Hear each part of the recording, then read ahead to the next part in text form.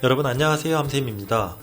최근 한국 부동산 시장에 영끌족들의 매물이 경매시장으로 많이 나오고 있다고 합니다. 영끌족들 다 뭔지 아시죠? 영혼까지 끌어모은 대출을 최대한 실행시켜서 집을 산 사람들을 일컫는 말이죠. 주택시장 호황기 때는 이 영끌을 해서 내 집 마련도 하고 갭투자도 했던 사람들이 어느 정도 주택시장 가격이 올라가면서 방어가 됐는데요. 최근 주택시장 하락기와 겹치면서 경매시장으로 나오는 매물이 많아졌다고 하는데요. 현재 상황은 어떤지, 그리고 향후 전망을 어떻게 봐야 될지 한번 알아보는 시간을 갖도록 하겠습니다. 영끌족의 최후, 눈물의 경매 물건 쏟아진다. 네, 제목부터도 정말 너무 안타깝습니다. 이 정도로 경매 물건이 많이 나오고 있다는데요. 최근 상황을 보시게 되면은 2023년 1월 약 6,622건에 비해서 61.4%가 늘어난 16,688건이 경매 매물로 쏟아져 나왔다고 합니다. 이게 2023년 11월 매물 건수인데요. 그 전달인 10월 건수와 비교해봐도 30% 증가한 수치입니다. 8,000건 정도였는데 1만 건이 넘어섰고요. 지금 현재 2023년 12월 지나가고 있는 상황인데 또 지나서 12월 매물 건수는 얼마가 될지 아마 더 늘어나지 않을까 예상을 해볼 수가 있을 텐데요. 그건 한번 결과가 나오는 대로 또 알려드리도록 하겠습니다. 이렇게 지금 경매 매물 건수가 어떻게 보면은 거의 폭발적으로 증가한다고 볼 수 있겠죠. 지역별로는 경기도가 2,623건으로 가장 많았다고 합니다. 경기도 우선은 사람들이 갭 투자를 제일 많이 한 지역으로 보이기 때문에 그만큼 경매 물건도 많이 나왔다고 보고요. 많이 기준이 되는 서울 같은 경우에는 583건으로 전체 매물 건수에 비해서는 많지 않지만 비교 대상으로 1월에 비해서는 65% 정도가 늘어난 상황입니다. 그리고 계속 늘어날 걸로 지금 예상을 할 수가 있겠죠. 이렇게 보면은 경기도 같은 경우에는 그만큼 갭 투자자들이 많이 들어온 상황에서 지금 영끌족들이 대출을 못 갚아서 매물로 많이 나오는 상황으로 보이고, 서울 같은 경우에는 아직은 좀 더 버티는 상황으로 봐야 되지 않을까 예상을 합니다. 경매 매물 건수를 알아봤을 때 이렇게 임의 경매 건수가 증가했다는 건데요. 이거는 시중 은행에서 대출을 실행시켰다가 대출을 못 갚았을 경우에 실행시키는 게 임의경매 물건입니다. 그래서 이 임의경매 물건이 많이 늘어난 데 대해서 영끌족들이 대출을 못 갚아서 경매로 많이 나왔, 이렇게 판단을 하는 거라고 보시면 되겠습니다.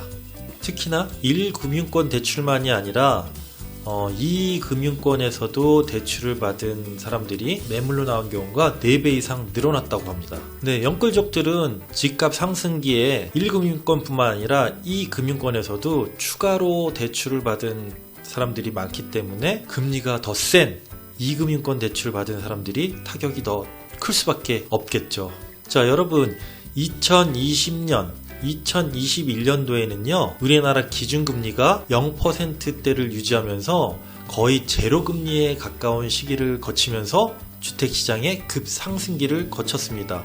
그때 당시에 주택담보대출 금리는요, 보통 2% 전후였습니다. 2% 전후였던 금리가 지금은 어떻게 됐어요? 보통 4% 중반에서 5%대입니다. 지금 현재. 네, 1금융권 대출 상황이 이렇게 되고요. 2금융권 대출은 여기서 최소한 2% 내지 3% 이상 더 높기 때문에 이자만 하더라도 최소한 2배 내지 3배 정도의 부담이 더 될 수밖에 없겠죠. 그렇죠? 영끌족들은 그리고 더 많은 금액을 대출받기 때문에 금리 부담이 더 클 수밖에 없게 되는 겁니다. 이런 일이 발생하게 되는 가장 큰 이유는 첫째로 금리가 상승했기 때문에 가장 큰 이유가 되고요. 둘째로는 주택시장이 어렵기 때문입니다. 최근 가장 어려운 주택시장 위기는 거래절벽입니다. 거래절벽. 아예 거래 자체가 일어나지 않는 상황이 되고 있고요. 왜 거래가 일어나지 않겠습니까? 우선은 가격이 너무 높다는 판단이 일어나고 있고요. 그 다음에 매수 심리 자체가 꽁꽁 얼어붙었기 때문에 더욱 어려운 상황입니다. 금리와 거래시장 절벽이 가장 큰 문제인데요. 향후 그러면 어떤 식으로 진행이 될지도 예상해 볼 필요가 있는데요.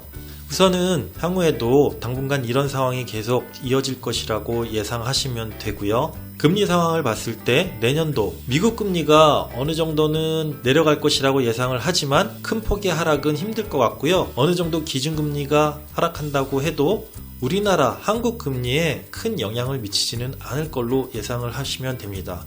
그래서 전체적인 대출 금리가 내려갈 걸로 예상하는 거는 조금 어렵고요. 정부의 개입이 또 어떻게 좀 일어날지 그거는 좀 봐야 되는데 크게 아직까지 계획이 나온 거는 없습니다. 그리고 거래 절벽 문제 같은 경우에는 지금 신임 국토부 장관과 총선을 앞두고 있는 상황에서 규제를 완화하겠다는 지금 얘기가 계속 나오고 있는 상황에서 제일 먼저 실거주 의무 폐지를 계속 얘기를 하고 있는데요. 아마 이 규제가 제일 빨리 없어지지 않을까 예상을 합니다.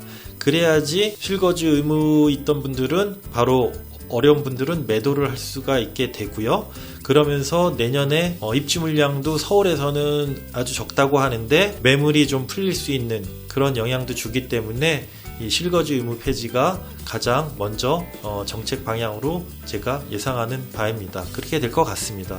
그리고 경매 시장에서는 매물이 계속 쌓이면서 낙찰가가 조금씩 떨어지게 되면서 실거래가에도 영향을 미치면서 주택시장 하락은 조금 더 진행이 될 수밖에 없을 것 같고요. 큰 흐름을 봤을 때는 부동산 시장, 부동산 경기, 주택시장 경기의 흐름에서 전체적으로 이 하락장으로 지금 계속해서 가고 있는 상황이기 때문에 이 거대한 흐름이 하락하다가 갑자기 상승 반전하는 경우는 없습니다. 어느 정도는 지금 하락장으로 가고 있는 상황에서 바닥까지 보고 다져지는 상황을 거쳐야지만이 상승장이 오기 때문에 지금은 어쩔 수 없이 이런 현상들이 많이 나오게 될 겁니다. 제가 계속해서 지역별로 이제 부동산 상황도 얘기 드릴 텐데요. 최근에는 2023년 말 현재는 2020년, 21년 아파트 최고가 대비 지금 서울에서도 40% 하락된 아파트가 나오고 있고요. 거의 50% 하락까지 가까워진 아파트들도 속출하고 있는 상황입니다. 글쎄요, 제가 점쟁이가 아니기 때문에 어느 정도까지 하락을 할까요? 라고 묻는 분들도 많은데요. 전체적인 흐름상으로는 조금 더 하락장을 가면서 내년 중반 이후나 바닥을 좀 다지면서 가지 않을까 하는데요. 그 이후의 상황도 우선은 또 상황을 봐야 됩니다. 금리 상황, 경제 상황, 공급량과 매수 심리 이런 것도 알아봐야 되는 상황이기 때문에 우선은 몇 개월 뒤 상황까지 봤을 때는 하락장은 이어진다라고 생각하시면 될 것 같고요.